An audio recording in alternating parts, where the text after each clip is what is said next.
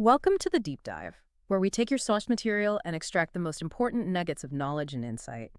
Today, we're embarking on a truly immersive deep dive into a classic story of wilderness survival and profound personal transformation. Gary Paulsen's Hatchet. We've got a stack of notes here drawn directly from the book itself, and our mission today is to unpack the incredible, harrowing journey of a 13-year-old boy named Brian Robeson. We'll meticulously trace his plot, explore his astonishing character transformation, from city boy to resourceful survivor, and truly dig into the central themes that make this book resonate with generations of readers.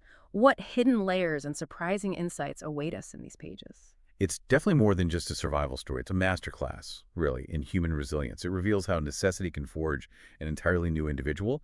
What's truly fascinating here is how the wilderness itself becomes the ultimate unforgiving teacher. Right. Stripping away all of Brian's preconceived notions and forcing him to confront not just external dangers, but his own profound internal conflicts. We'll explore how his environment became almost like a mirror, reflecting his deepest fears and strengths. So what does this all mean for you listening? Well, by the end of this deep dive, you'll gain a shortcut to understanding this powerful narrative, picking up surprising facts and analytical insights that go far beyond a simple plot summary. You'll see how Brian adapts, innovates, and truly transforms when stripped of everything familiar, and perhaps, you'll even reflect on your own inner reserves of resilience. Let's unpack this journey. Okay, so Section 1, the harrowing plot, a chronicle of survival against the odds. Let's start at the beginning. 1.1, the setup. A boy, a plane, and a secret bargain. Our story opens with Brian Robeson. He's 13, and he's kind of suspended between two worlds. He's flying solo with a pilot in a small Cessna 406 bush plane, heading deep into the remote Canadian wilderness to visit his father. But right from the start, we're clued in to Brian's internal world, which is, well, arguably as tumultuous as any external storm. Yeah, that's a good way to put it. The plane's engine is described as so loud, so roaring and consuming and loud, that it ruined any chance for conversation. That really sets the tone, doesn't it, for the isolation that's about to define his whole experience. Absolutely. And he is, as the book says, a city boy through and through, physically unprepared for the wild and just emotionally saturated by this personal crisis. Totally. His mind isn't on the vast, silent wilderness passing below. It's consumed by the secret. And this isn't just some vague emotional thing. It's the visceral memory of his mother's infidelity, which he saw firsthand, leading directly to his parents' recent divorce. Wow. Yeah. Paulsen describes this internal conflict as a tearing, ugly word, a breaking and shattering of all the solid things in his young life. He sees divorce as a breaking word, an ugly breaking word. This deep-seated turmoil is constantly set against the indifferent, boundless expanse of nature. It creates this powerful internal landscape that's just as challenging, maybe more so, than the external one he's about to face. And he's even trying to hide it, right? Wiping his eyes so the pilot doesn't see he's upset. Exactly. Vulnerable. And it's within this highly charged internal space that we get this brief, almost fleeting moment of connection. The pilot, who's initially this silent, almost machine-like figure, offers Brian a chance to take the controls. Right. He says, it's not as complicated as it looks. Good plane like this almost flies itself. And even takes his own hands and feet off the controls to show him. It's this little flash of excitement, maybe tentative learning, before the drone of the engine and the sea of green trees just pull Brian right back into his isolated thoughts. That mental loop of divorce, the secret, fights, split, the big split. That early interaction, though, short as it is incredibly significant. It subtly foreshadows Brian's amazing capacity for learning and, crucially, for taking control when he's forced to. Interesting. He's initially reluctant, saying, I better not, which really reflects his passive kind of dependent state at the beginning. But the pilot's casual remark, all of flying is easy, just takes learning. Like everything else, well, that's maybe one of the most profound lines of foreshadowing in the whole book. Because he's about to learn the hard way. Exactly. Brian is about to discover, in the most brutal way possible, that everything does indeed take learning, especially survival. It really sets the stage for a forced education unlike any other. 1.2. The Catastrophe. Pilot down, boy alone. Okay, here's where the story just ends. Takes a sudden, gut-wrenching turn. No real warning. The pilot experiences bad aches, then a fresh spasm of pain, and boom, a massive heart attack. And the description is so vivid, almost visceral. The pilot slams back into the seat, his leg jerks, spit came from the corners of his mouth. There's even that detail about the smell of body gas right before the pilot cries out, "Chest!" Oh, God, my chest is coming apart. Oh, man. It's brutal, sudden, and it leaves Brian completely disoriented and just utterly alone. Yeah, abrupt, unforgiving. It really highlights the sudden, indifferent brutality of the wilderness, or maybe just fate. Brian's immediate reaction is pure, paralyzing terror. Right. The book says the very core of him, the very center of Brian Robeson, was stopped and stricken with a white flash of horror, a terror so intense that his breathing, his thinking, and nearly his heart had stopped. Imagine that. His whole being just halts. Unimaginable. He's alone in a roaring plane with no pilot. This initial paralysis, this utter helplessness, is such a crucial starting point for understanding the sheer magnitude of his transformation later. He's gone from a kid burdened by, family drama to one facing immediate existential dread. And yet somehow, amidst that terror, Brian tries to make sense of the chaos. He remembers something, maybe from a book or a movie, that you pulled back on the stick to raise the plane. Yeah, but his first attempts are clumsy, right? Stomach-wrenching swoops. He pulls too hard or pushes too far, nearly stalling the plane. Then he discovers the radio, the transmitter 221, hidden in that small rectangular panel. And in his panic, he just screams into the microphone, yelling, "Help! Somebody help me! I'm in this plane and don't know!" Just raw, desperate. His attempts to get help are such a poignant demonstration of his inexperience. But he recalls using a CB radio once in his uncle's pickup and remembers that key detail. He had to turn the mic switch off to hear anybody else. That's actually pretty sharp under the circumstances. It is. It's a small detail remembered under extreme duress. And it's an early sign of his, burgeoning problem-solving ability, even if it's pretty basic at this point. He eventually makes fragmented contact, but the signal's weak, breaking up. His desperate pleas get lost in static. So hopeless. Yeah, the feeling of also hopeless quickly sets in.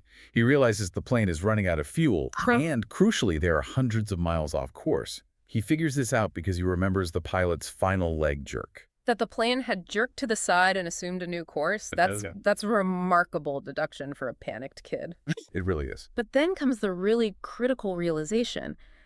He would have to use a lake for landing, because if he went down in the trees, he was certain to die. The green death trees. Exactly. So he mentally rehearses the procedure, glide down, then slow the plane and hit.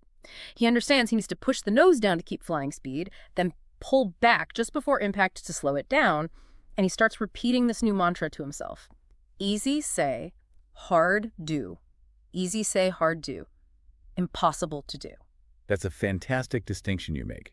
Initially, yeah, it's absolutely desperate calculation, survival instinct screaming at him to avoid those trees. But the moment he starts to mentally rehearse it, even with that easy say, hard do mantra, that's the very first flicker of agency. It's maybe not a full-blown plan yet, but it's the seed of one. It's the shift from pure reaction to primitive strategizing. This internal chant, which he initially thinks describes how impossible it is, actually perfectly captures the huge challenge ahead and the tiny sense of self-reliance starting to take root. This is the beginning of his later ingenuity. He's taking this horrifying abstract problem and trying to break it down into steps. That's survival thinking. 1.3, the crash landing and initial despair. Right. So the engine finally sputters, coughs, gives one last roar, and dies. Yeah. The silence after that roar must have been just deafening. Yeah. Brian pushes the nose down, the plane goes into a very fast glide, and he vomits from sheer terror and the G-forces, probably. His first thought is just that chilling mantra, gonna die, gonna die, gonna die. Yeah. He sees the green death trees rushing towards him, this terrifying solid wall, and he's struggling to keep the plane aimed at that L-shaped lake he spotted, nearly stalling it with his clumsy corrections. The crash itself is just a visceral, horrifying symphony of destruction. Paulsen describes a great wrenching as the wings caught the pines, then the ripping of metal. The plane blew through the trees, out over the water, and down to slam into the lake, skip once on water as hard as concrete. Wow. And Brian's escape from the sinking plane is depicted with such desperate urgency. He raked at the seatbelt catch, tore his nails loose, then pulled himself out of the shattered front window and clawed up into the blue. He even sucked water, took a great pull of water that would finally win before his head breaks the surface. So he almost didn't make it. Almost. It's a near-death experience that completely redefines his existence. He doesn't just survive. He claws his way back from the very brink. He wakes up after the crash in just excruciating agony, pain hammered into him. His legs are wet, his forehead is massively swollen to the touch, and then the real immediate horror sets in, the mosquitoes. Those mosquitoes. He finds them not possibly believable. a torment never mentioned in any movies he had watched on television about the outdoors. His eyes get swollen shut, and his face, he finds out later, is puny and round from all the bites. That detail really drives home the stark reality versus, the media portrayal, nature's unglamorous, relentless cruelty. Absolutely. It's a brutal re-education. And coupled with that, the silence. In all his life, he had never heard silence before. Complete silence. Imagine that for a city kid. Right. It's not just the absence of sound, it's like a palpable presence that just amplifies his isolation and misery. It forces him inward, but initially, it's just another layer of his profound, miserable shock. No wonder he feels ugly, dirty, and starving, and bitten, and hurt, and lonely, and ugly, and afraid, and so completely miserable. Exactly. This raw, visceral feeling is a powerful motivator for change, even if he doesn't realize it yet. He's at rock bottom, stripped of everything familiar, and that's precisely where his journey of transformation has to begin. 1.4 Brian's first steps towards self-reliance. Shelter and fire. Okay, so Brian quickly realizes with this dawning, desperate clarity that he needs shelter and food. And then this surprising memory floats up. His English teacher, Perpich, yeah. Perpich always talked about being positive, thinking positive, staying on top of things, and that mantra, you are your most valuable asset, don't forget that, you are the best thing you have. It's this mental echo that pushes Brian to actually take inventory. What does he have? Coins, a fingernail clipper, a $20 bill. Yeah. And critically, the hatchet his mother gave him. Right. That external influence, a voice from his past, provides that initial, almost philosophical push for Brian to assess his situation. This simple act of checking his pockets is a fundamental step in survival. It moves him from passive victim to active problem solver. A shift from just thinking and despairing to actually doing something. Exactly. A necessity in the wild. Yeah. And the hatchet, which was just a gift before, immediately becomes way more significant. Not as a weapon initially, but as a tool. His single most tangible asset. He then finds a natural shelter, almost like a gift from the earth itself. A sideways bowl back under a ledge in a rocky ridge, likely scooped out by a glacier. The book calls it his first good luck after the crash. Yeah, and he walls it off with sticks and branches, creating a perfect shelter much stronger than a lean-to and dry. He even starts calling it home within just a few days. That feels significant. Immensely significant. This initial act of creating a home is a physical manifestation of his decision not to give up, to invest in his survival. Yeah. But even with a crude shelter, the hunger, it still dominates everything. Right. He tries some berries. The gut cherries. Yeah, aptly named. Leads to a night of terrible sickness and diarrhea. He describes being sick in the sand, then crawled still farther and was sick again, vomiting and with terrible diarrhea for over an hour. Oof. That immediate painful feedback loop from nature is harsh, but incredibly effective as a teacher. Don't eat those. It underscores the potentially lethal consequences of ignorance in the wild. But the real breakthrough, the invention that truly anchors him to this new world, comes with fire. The friend named Fire. Exactly. After a vivid dream where his father and his friend Terry seem to be trying to tell him something about fire, Brian remembers sparks flying when he threw his hatchet at a porcupine that had invaded his shelter. That's the aha moment. Huge. The hatchet was the answer. That's what his father and Terry had been trying to tell him. He then realizes that hitting the harder and darker stone in the cave wall with the hatchet was what generated those vital sparks. This is such a pivotal moment of ingenuity. It's a brilliant illustration of repurposing through crisis. Brian isn't just making fire. He's cognitively transforming this simple gift into his most critical survival tool. And it's not easy. No. He learns through relentless trial and error, the exact angle to strike, the type of rock needed, and the critical, almost obsessive need for fine, fluffy tinder like those birch bark peelings. His frustration during this process is so real, he even remembers feeling that mutual starvation with the porcupine. But then the triumph. Yeah. The sparks grew with his gentle breath. The red ball suddenly burst into flame, and he names it, almost personifies it. I have a friend, he thought. I have a friend now. A hungry friend, but a good one. I have a friend named Fire. Wow. This mastery of fire is a huge turning point. It provides warmth, protection from insects, a way to cook, and maybe most importantly, hope.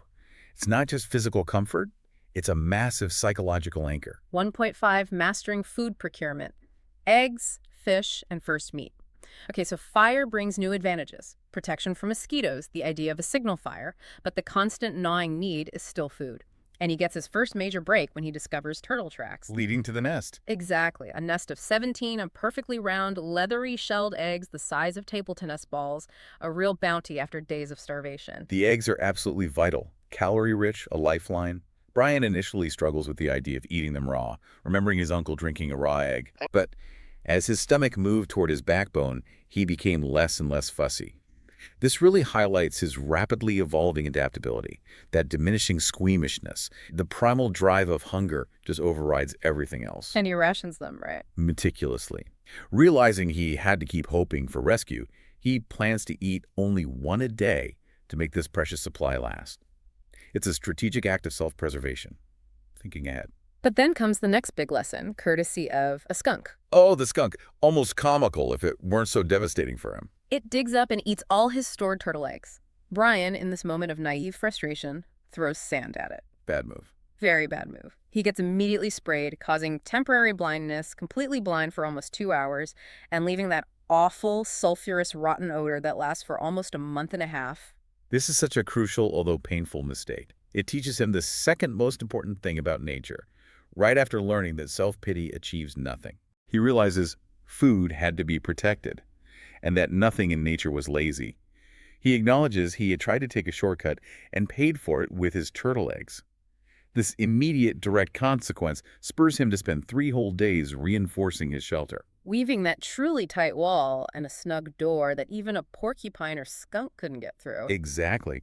This isn't just building, it's a profound act of learning and adapting from a costly lesson. He's integrating defensive strategies into his survival plan.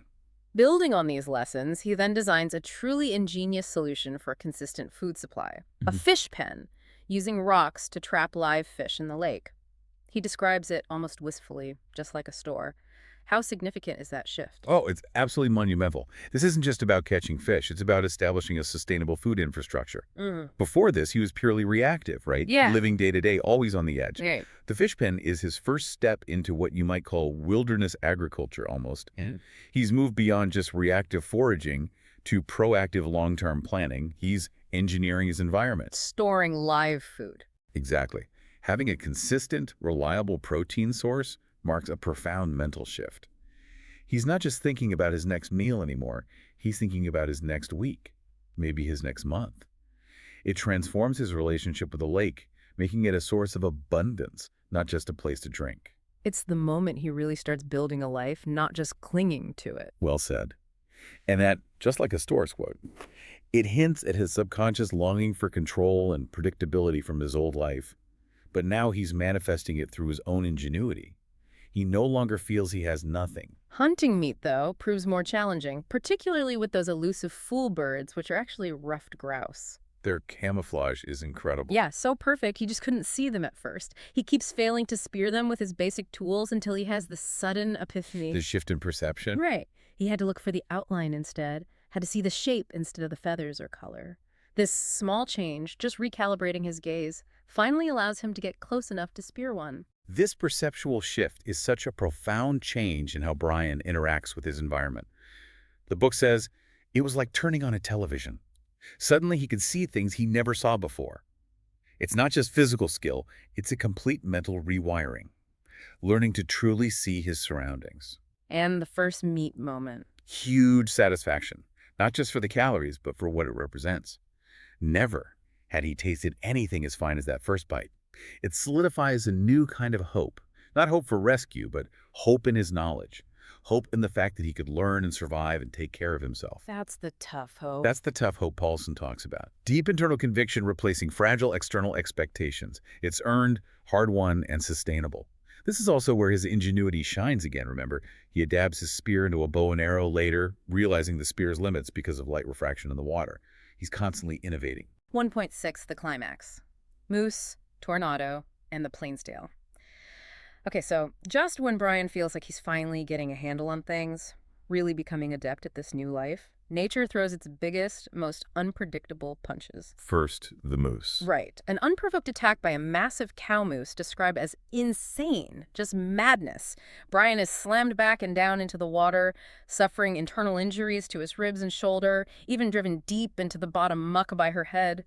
What did these random acts of violence mean? Well, I think this event and the tornado that follows really underscore the unpredictable and utterly indifferent brutality of nature. There's no reason, no logic, just raw, unthinking power. Right. It strips away any illusion of control Brian might have developed, reminding him he's just this tiny, vulnerable speck in a vast, untamed world. But despite the excruciating pain, he manages to retrieve his weapons and the bird he just caught. Moving a half foot at a time to escape her repeated charges. Yeah, it shows a new level of physical and mental endurance. Yeah. A refusal to surrender even when his body is screaming at him. And if the moose wasn't enough, then a massive tornado hits. Brian recognizes the low roaring sound as wind, like the sound of a train. And it utterly devastates his camp, destroys his shelter, his carefully tended fire, all his tools, everything except the hatchet still on his belt. He's back to nothing, feeling like he's back to where I was when I crashed. He thought he'd been fat, well, almost fat and happy, sure of everything. But in just one day, he had been run over by a moose and a tornado, had lost everything and was back to square one. Total wipeout. Yeah. The tornado is a complete reset, a moment of profound despair that tests the very core of his tough hope. It would be so easy to just give up then. But he doesn't. No. It's precisely at this point of absolute annihilation that he experiences this crucial internal shift, this defiant declaration. I might be hit, but I'm not done. I'm tough where it counts, tough in the head. Wow. This mental fortitude becomes his ultimate survival tool. It indicates a deeper resilience than just physical strength. He chooses to rebuild, demonstrating that his real strength isn't in his tools, but in his unwavering will. And then, in the immediate, bewildering aftermath of the storm, something surprising, almost miraculous, emerges in the lake. The tail of the plane. Yeah, out in the lake. Something curved and yellow was sticking 6 or 8 inches out of the water. The very force of destruction, the tornado, paradoxically offered this new, tantalizing possibility by pushing the submerged wreckage up. The reappearance of the tail, which was hidden under the water before, offers this completely unexpected possibility, the survival pack. Right. This discovery, born from destruction, presents a new objective that pushes Brian beyond just the immediate needs of food and shelter. It's a reintroduction of external hope, a chance for a new kind of treasure. And it's also a poignant moment where he acknowledges the pilot still in the plane. Yes, offering that quiet, solemn, have rest forever. This brief moment of respect and acknowledgement contrasts so sharply with his earlier fear and desperation during the crash itself. Shows how much he's changed. 1.7, the survival pack and rescue. Okay, so Brian immediately starts rebuilding his camp. But his real focus now is entirely on getting to that plane. He constructs a crude raft, calls it Brush Pile 1. Using those storm-broken treetops. Right, using branches to weave it together, drawing on the same technique he mastered for his reinforced shelter wall. It takes him most of the day, and he notes it was much easier said than done. This is another exceptional display of applied ingenuity, right? Directly learning from past errors and observations. His realization that what he needed were logs with limbs sticking out. Then he could cross the limbs of one log over the limbs of another and weave them together is critical. Yeah. It shows his ability to learn from the natural resources available and adapt his construction methods to the specific challenge. He's effectively engineering a solution from scratch, a real moment of self-sufficiency. Reaching the plane is grueling, but then comes the huge challenge of getting inside. All the openings are underwater. He realizes he can use the hatchet to cut through the thin aluminum fuselage, which gives as if it were soft cheese. But then, disaster nearly strikes again. In a terrifying moment of carelessness, he drops the hatchet, his only tool, his everything. He even yells, "Oh!"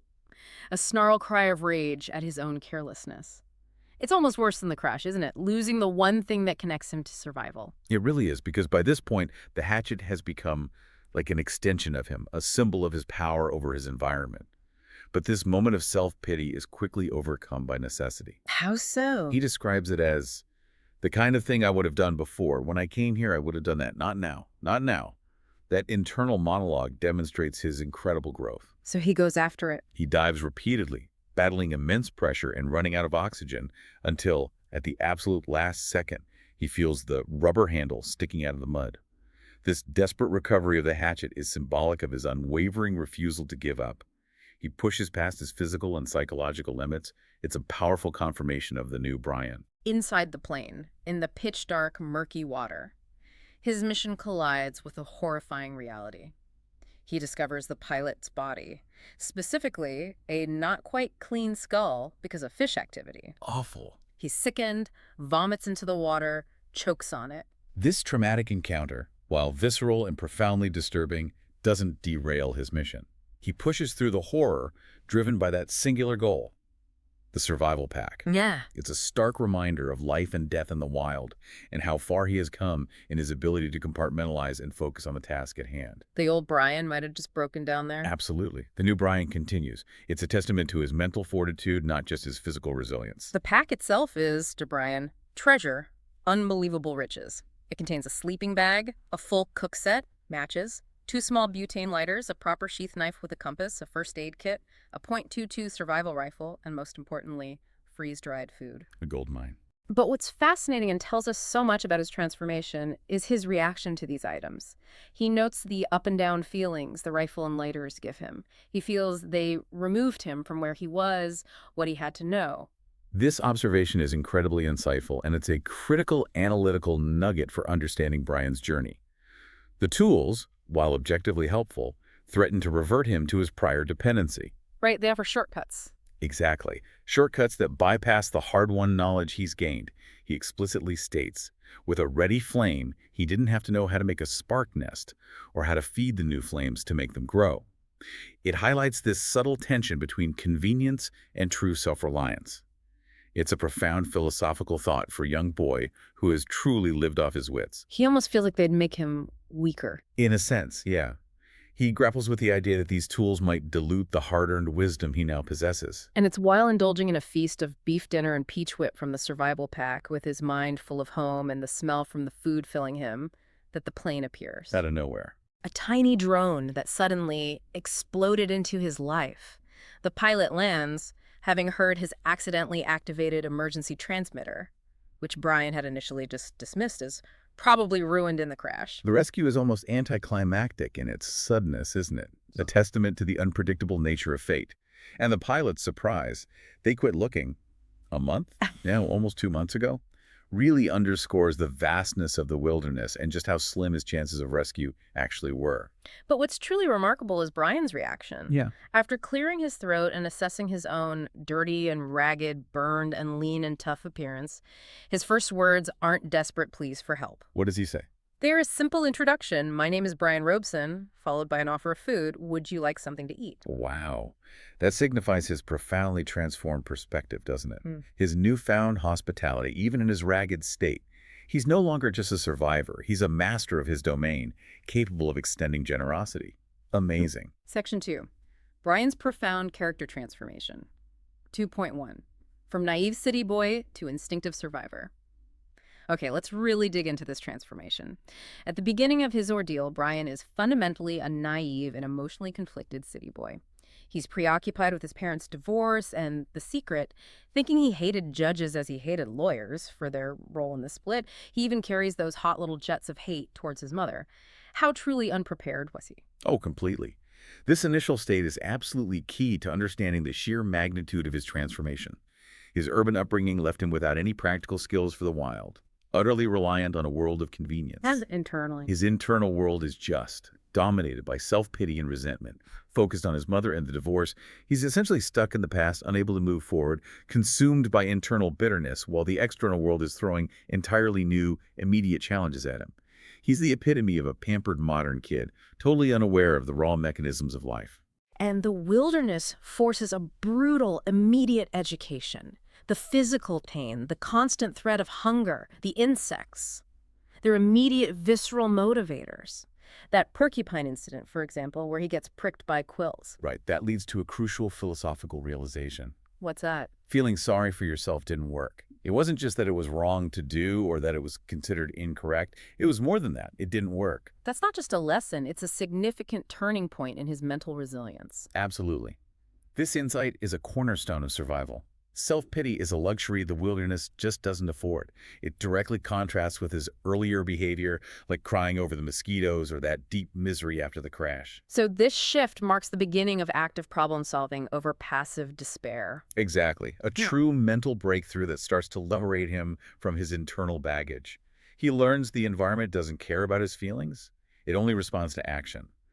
This marks the moment he really begins to shed the old Brian. 2.2.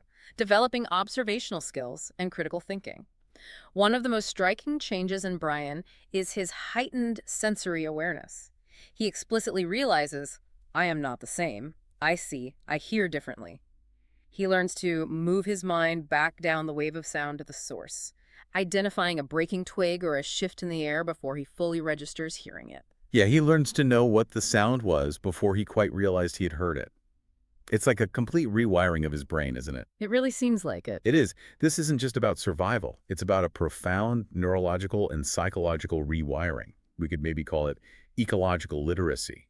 He learns to truly see all parts of it. See the whole wing, the feathers, see the color of the feathers, see the bush and the size and shape and color of its leaves. And this acute observation allows him to understand patterns and anticipate things. Right, like the behavior of the fool birds, where he learns to look for their outline instead of their deceptive camouflage. He's becoming one with the environment, picking up on subtleties that most people, even experienced outdoorsmen, might totally miss. And his critical thinking evolves through constant, often painful, trial and error. His repeated failures to spearfish, for instance, Lead him to that scientific deduction, something he might have learned in a classroom, but now applies in a life or death situation. Of course, he had forgotten that water refracts, bends light. He had learned that somewhere, but it did bend light, and that meant the fish were not where they appeared to be. It shows his incredible ability to learn from mistakes, not just react to them, and apply abstract knowledge to a very practical problem. This is really the essence of adaptive learning in a high-stakes environment. Absolutely. Every setback is a lesson, etched into his experience by hunger or pain. The skunk attack teaches him to secure his food and fortify his shelter, prompting the realization that nothing in nature was lazy. These painful experiences are directly correlated with his growing ingenuity and foresight. They push him to invent sophisticated solutions like the fish pen and, as you mentioned, adapting his spear into a bow and arrow to specifically compensate for that scientific principle of light refraction. He's constantly analyzing, experimenting, refining. 2.3. Overcoming emotional turmoil and embracing resilience. Brian's initial emotional state, as we said, is dominated by the secret, the divorce, this pervasive sense of victimhood. The intense challenges in the wild force him to confront these inner demons. Maybe not resolve them entirely, but certainly reprioritize them. Yeah, the internal struggle is just as important as the external one. His hot little jets of hate towards his mother gradually recede as immediate survival takes precedence. He still remembers the secret, but the constant urgent demands of finding food, building shelter, staying safe, they push these personal agonies into the background. Nature forces him into the present. Exactly. The raw, unfiltered experience of nature pushes past his previous emotional baggage, forcing him to live entirely in the present moment. His personal pain just shrinks in comparison to the immense, undeniable power of nature. Then there's that moment after the search plane comes and goes without seeing his signal fire. He hits absolute rock bottom. Feeling gutted, wanting to die. He describes going down and down until dark. He had let the fire go out, had forgotten to eat even an egg, had let his brain take him down to where he was done, where he wanted to be done and done. It's such a powerful moment of despair. He even tries to harm himself with the hatchet, this hissing madness. That's the true crucible.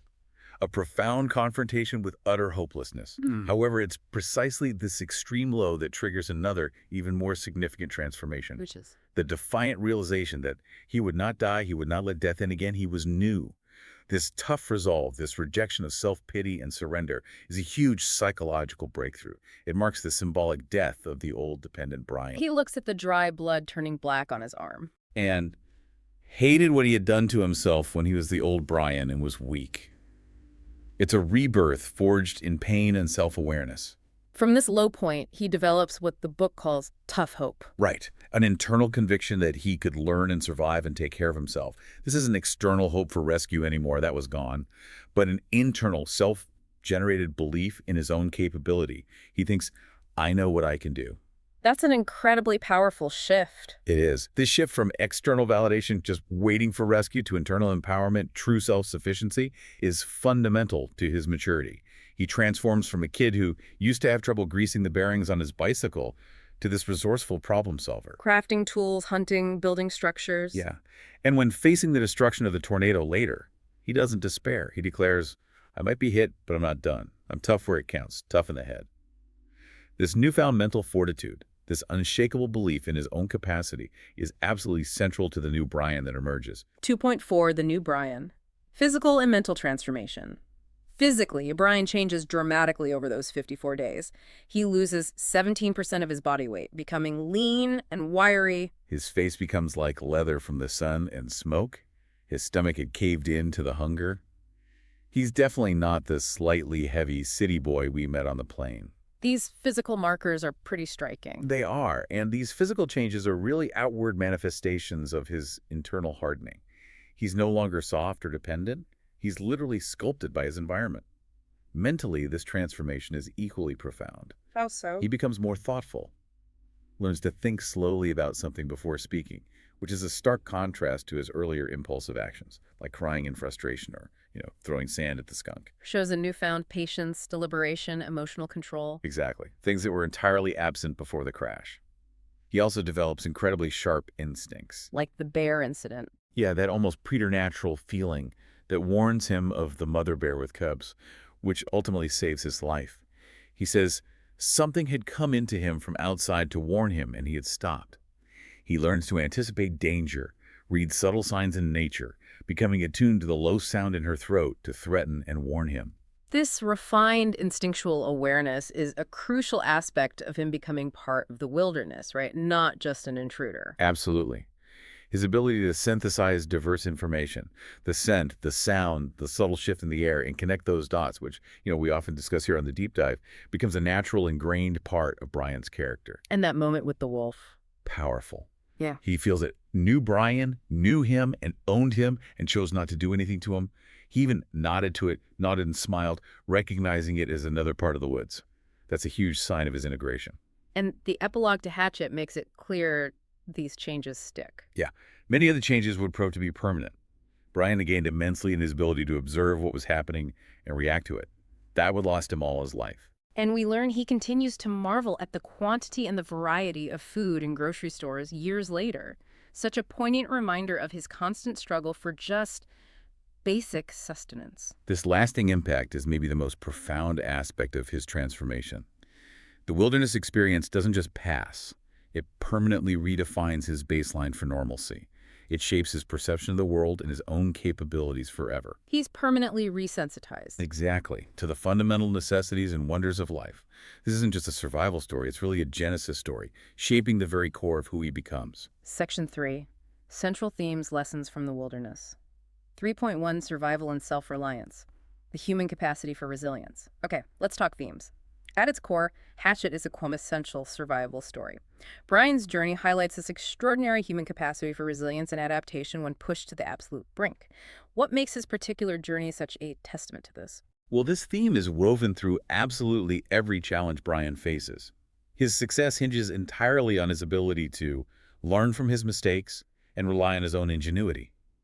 We see this in that remarkable progression from struggling just to land the plane to mastering fire, building a fortified shelter, inventing a fish trap, successfully hunting. He constantly takes lessons from painful experiences and applies them. Right, like rebuilding his shelter after the skunk incident, making it truly impenetrable. He doesn't just endure, he actively innovates. And the hatchet itself, it becomes almost like a character in this narrative, doesn't it? A silent partner, a symbol of this self-reliance. Definitely. It's his only tool for much of the ordeal, but from it, he creates sparks for fire, sharpens his spear, cuts his way into the submerged plane.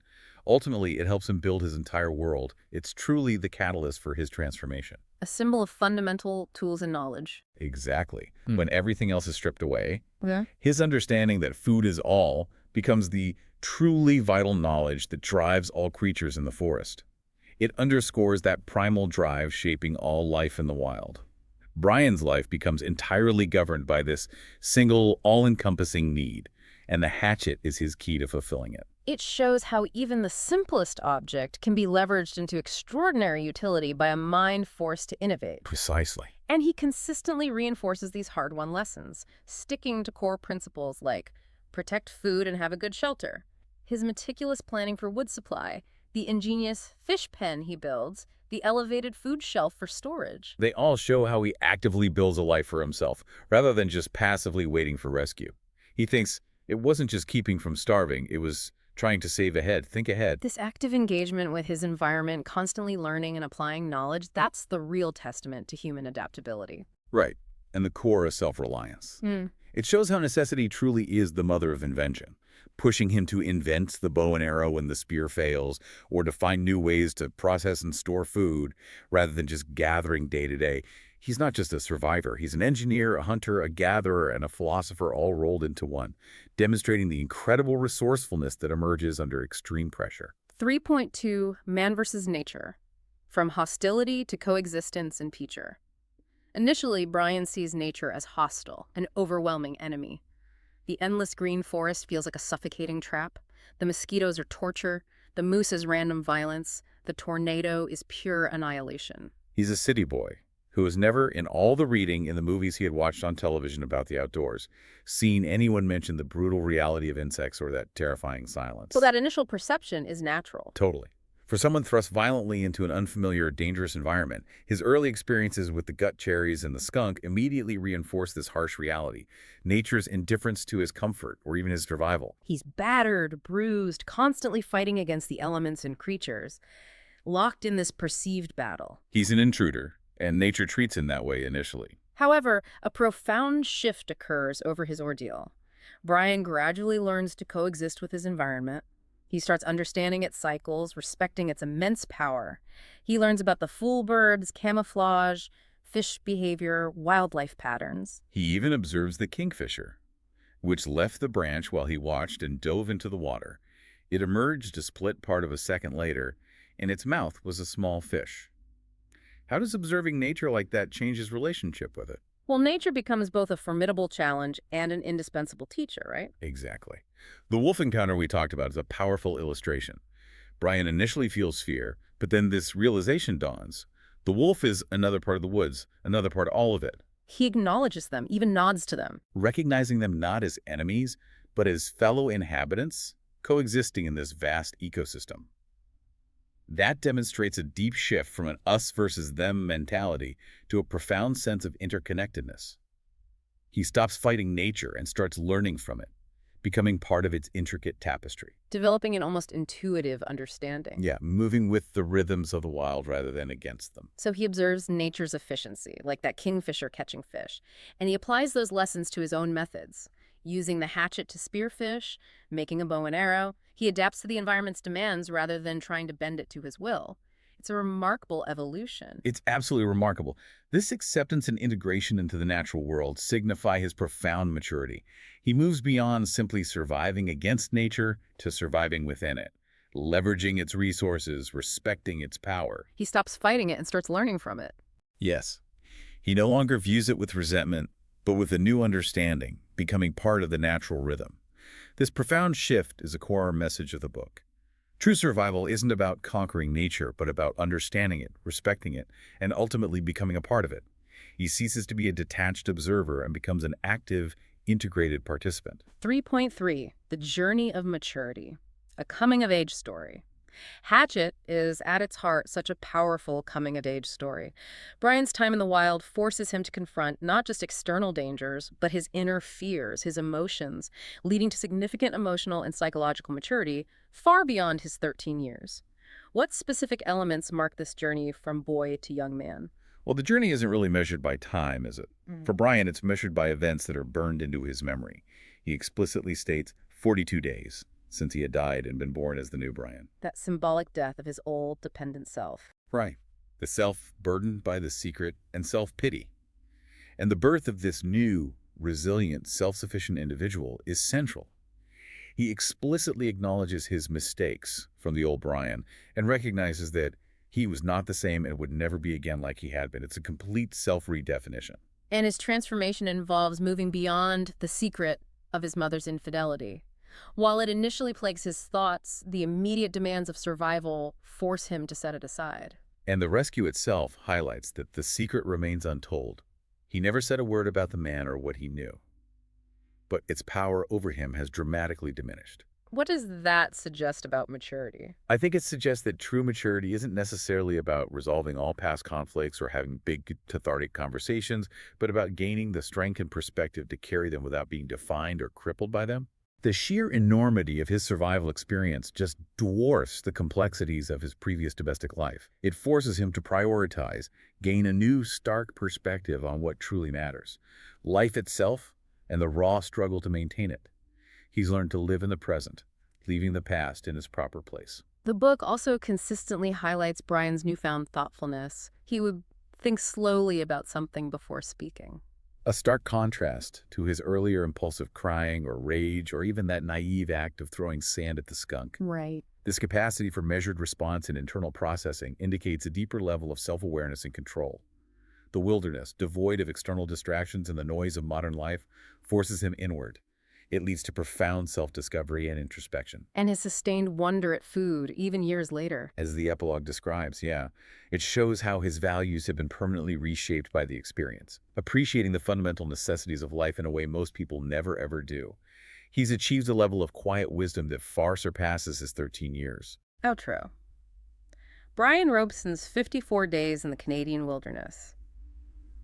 They were far more than just a survival ordeal, weren't they? They were a crucible that forged an entirely new individual. Absolutely. From a timid, city-bound boy grappling with that painful family secret, he emerged a resourceful, observant, and deeply resilient young man, fundamentally reshaped by nature's harsh but incredibly effective tutelage. His story is such a powerful testament to the adaptive capacity of the human spirit.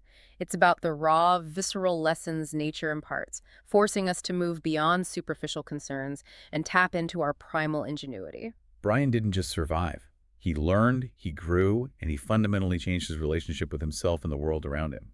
He became truly alive, you could say, in a way few of us ever really experience. His transformation, particularly that shift from relying on others to cultivating that fierce, tough hope within himself, makes Hatchet such a timeless narrative.